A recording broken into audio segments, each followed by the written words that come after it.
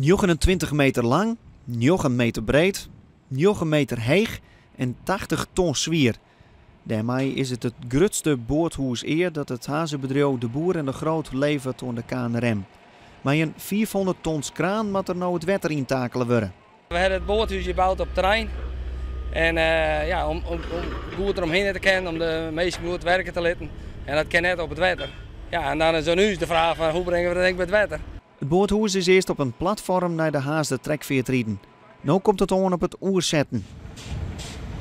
De huisklus op zich is net moeilijk. En dat ding ken ik in binnen een kwartier, 10 minuten later denk ik het water.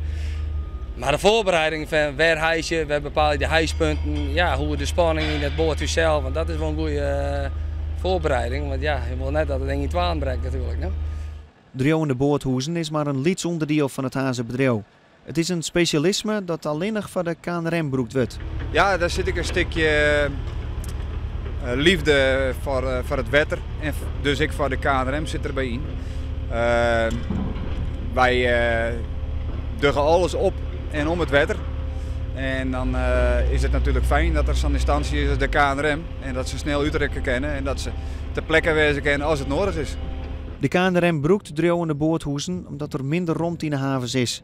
Met zo'n boothuis hoeven ze geen vast plak meer. Het takelen jouwt geen probleem en binnen een kwartier is het klaar. Het grote gevaarte wacht het nou nog een lange reis. De bedoeling is dat we met 2 sleepboten richting Dordrecht gaan. En dat is een strakke planning om te gaan varen. Maar ja, helaas, de wind speelt even een grote rol nu.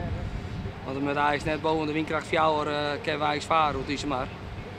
Dus Piet moet maar wat minder wind bestellen.